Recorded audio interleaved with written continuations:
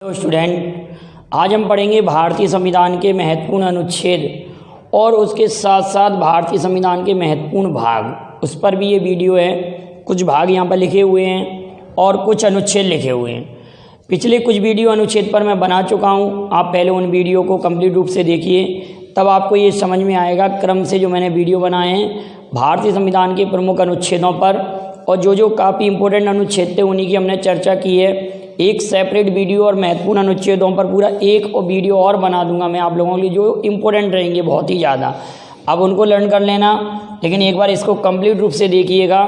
तो आज हम देख रहे हैं अनुच्छेद 360 से। अनुच्छेद 360 में क्या वर्णित है? तो अनुच्छेद 360 में आप कहेंगे वित्तीय आपातकाल। वित्तीय आपातकाल एक हमने पढ़ा था राष्ट्रीय आपातकाल, एक पढ़ा था राष्ट्रपति शासन। तो राष्ट्रीय आपातकाल देश में अभी तक भारत में 3 बार लगा है। राष्ट्रीय आपातकाल कितनी बार लगा है बेटा? 3 बार, याद रखेंगे। लेकिन अभी तक भारत में वित्तीय आपातकाल नहीं लगा, एक भी बार नहीं लगा। अगर क्वेश्चन आता है कि भारत में वित्तीय आपातकाल कितनी बार लगा, तो एक भी बार नहीं लगा। तो वित्तीय आपातकाल का वर्णन अनुच्छेद 360 में है। अनुच्छेद 366 में एंग्लो इंडियन की परिभाषा दी है। 366(2) में एंग्लो इंडियन की परिभाषा दी है। अनुच्छेद 368 में संविधान संशोधन करने की प्रक्रिया दी है कि संसद संविधान में संशोधन कर सकती है, और ये संविधान संशोधन भी 3 प्रकार का होता है। जब हम संविधान संशोधन डिटेल में पढ़ेंगे तब इसको समझाएंगे। भाग 18 के अंतर्गत अब इसको देखेंगे कि किस भाग के अंतर्गत है, तो संविधान संशोधन भी क्लियर हो जाएगा। आप इसका कमेंट करेंगे कि संविधान संशोधन किस भाग के अंतर्गत आता है, भारतीय संविधान के किस भाग के अंतर्गत आता है। लेकिन अनुच्छेद 368 के तहत संविधान संशोधन करने की संसद की शक्ति और उसकी प्रक्रिया क्लियर है। अनुच्छेद 370 इसे निरसित कर दिया गया है। अनुच्छेद 370 का निरसन कर दिया गया है। क्यों? अनुच्छेद 370 के तहत जम्मू कश्मीर का वर्णन था, और ये किस तरह से अस्तित्व में आया, जरा आप 2 मिनट में समझेंगे कि अनुच्छेद 370 का विशेष प्रावधान क्या था, जिसके तहत जम्मू कश्मीर का अपना एक राष्ट्र ध्वज, अपना एक अलग संविधान था, और राष्ट्रीय ध्वज का अपमान करना यहाँ पर अपमान नहीं समझा जाता था। आप समझ रहे हैं कि राष्ट्रीय ध्वज का अपमान यहाँ अपमान नहीं माना जाता था, भारत के राष्ट्रीय ध्वज का।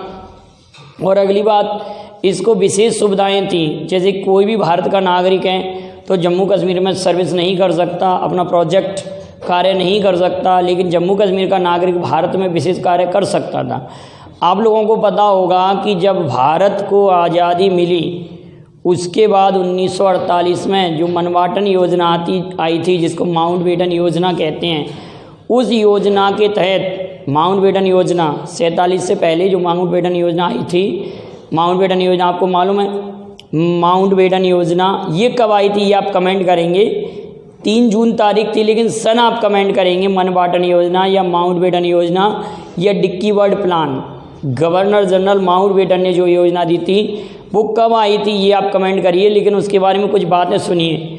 माउंटबेटन योजना में क्या था कि जो रियासत भारत में मिलना चाहती हैं वो भारत में मिल जाएं, और जो रियासत स्वतंत्र रहना चाहती हैं वह स्वतंत्र रहें, और जो रियासत पाकिस्तान में मिलना चाहती हैं वो पाकिस्तान में मिल जाएं। उसके तहत 3 रियासतें जूनागढ़, हैदराबाद और कश्मीर। कौन सी रियासत है? जूनागढ़, हैदराबाद और कश्मीर। इन तीनों रियासतों ने स्वतंत्र रहने का अपना प्रस्ताव रखा, तो तीनों रियासतें स्वतंत्र रहीं। लेकिन बाद में जूनागढ़ को जो कि जूनागढ़ था उसको जनमत संग्रह द्वारा भारत में विलीन किया गया। जूनागढ़ को जनमत संग्रह द्वारा, और हैदराबाद को पुलिस कार्रवाई द्वारा, जिसको कि ऑपरेशन पोलो कहते हैं। हैदराबाद के निजाम थे, हैदराबाद को ऑपरेशन पोलो द्वारा भारत में मिलाया गया। इसके बाद कश्मीर ने अपना स्वतंत्र अस्तित्व बनाए रखा। बाद में कश्मीर पर जब आक्रमण होता है तो वहाँ के राजा हरि सिंह नेहरू जी से मिलते हैं, और उसके तहत विदेश, संचार और रक्षा, ये 3 मामले केंद्र सरकार मतलब नेहरू जी के पास रहे। शेष सभी स्वतंत्रताएं जम्मू कश्मीर के पास थीं। उसके बाद उसको 370 में सम्मिलित किया गया। लेकिन आप सभी को मालूम है ये सब बातें कि बाद में जम्मू कश्मीर से धारा 370 अनुच्छेद 370 को हटाया गया, जिसको हम धारा 370 के नाम से भी जानते हैं। वैसे ही भारतीय संविधान के अनुच्छेद 370 में है जिसको हटा दिया गया और जम्मू कश्मीर के सभी विशेष अधिकार समाप्त कर दिए गए और जम्मू कश्मीर को राज्य से केंद्र शासित प्रदेश बनाया गया और उसके 2 हिस्से किए गए, एक जम्मू कश्मीर और दूसरा लद्दाख। ये पूरी कहानी मैंने भारत संबंधित जो वीडियो बनाया, भारत भाग 1, भाग 2 और भाग 3 में भी ये वर्णित है, आप ध्यान से उसको भी देखना। तो अनुच्छेद 370 भी क्लियर हो गया होगा आप लोगों को। अनुच्छेद 371 महाराष्ट्र और गुजरात राज्यों के संबंध में विशेष उपबंध। अनुच्छेद 371 में महाराष्ट्र और गुजरात राज्यों के संबंध में विशेष उपबंध, ये भी पूछा गया था। और कौन कौन से राज्य हैं?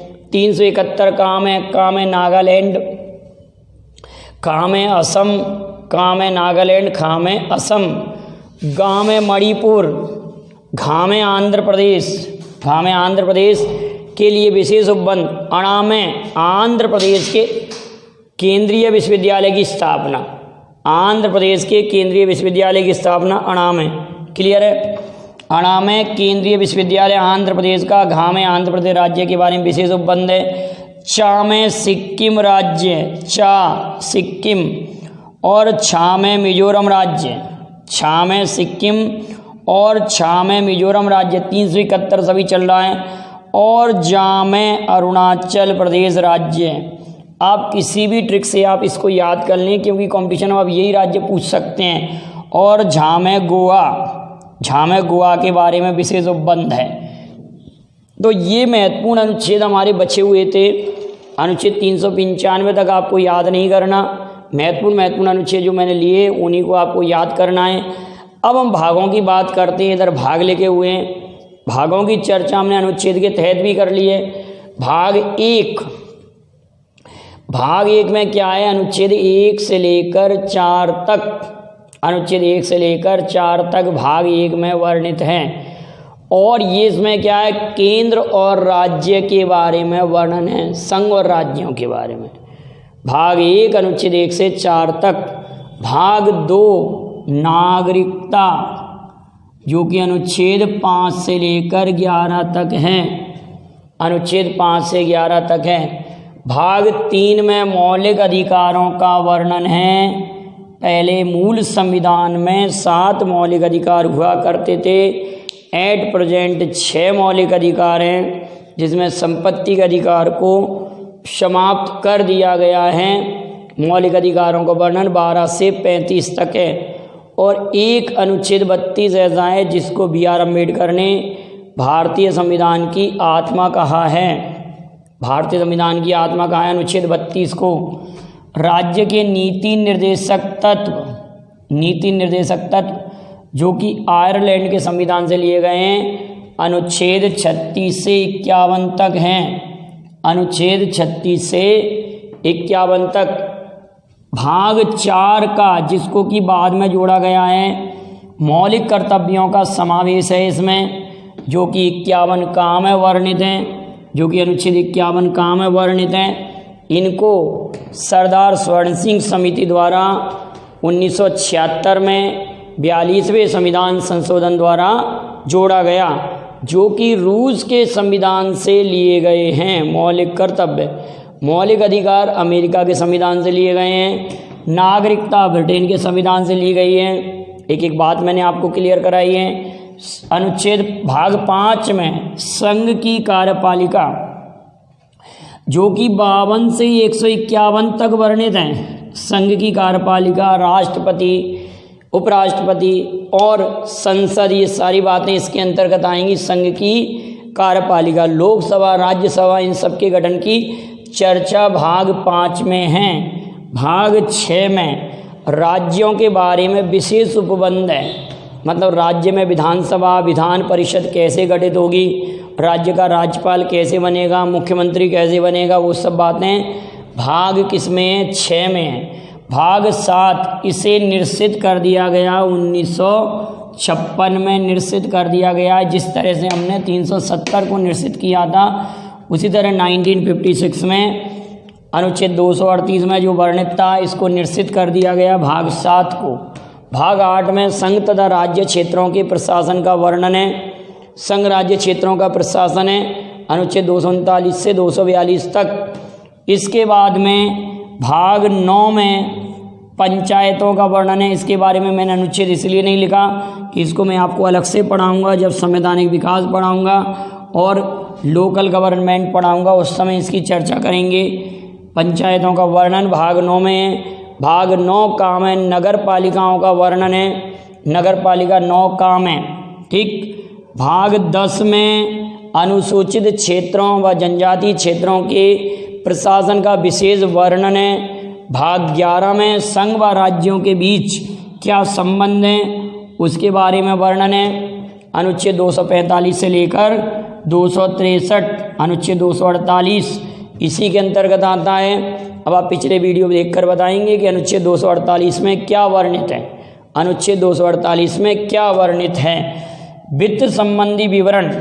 वित्त संबंधी विवरण जैसे कि वित्त आयोग वगैरह, अनुच्छेद 280, 281 उसके कर्तव्य।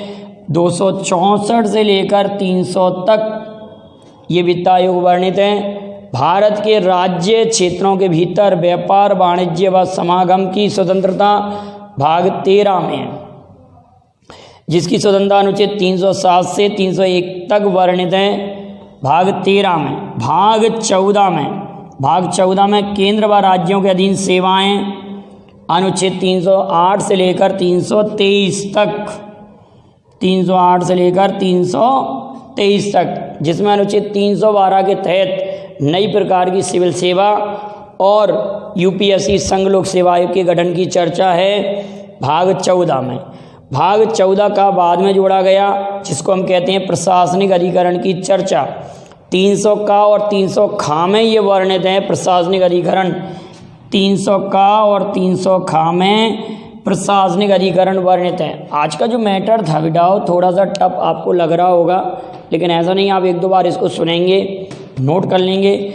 जब इसके ऑब्जेक्टिव लगाएंगे, ऑब्जेक्टिव क्वेश्चन सेशन में स्टार्ट करूंगा तो आपको काफ़ी अच्छे से समझ में आएगा। आप मुझे कमेंट कीजिए क्या ऑब्जेक्टिव सेशन भी मैं इसका बनाऊं, आप लोगों के लिए क्या क्या क्वेश्चन अनुचित से पूछे गए हैं। जो भी आपको अगर उचित लगता है तो आप मुझे कमेंट कर दीजिए।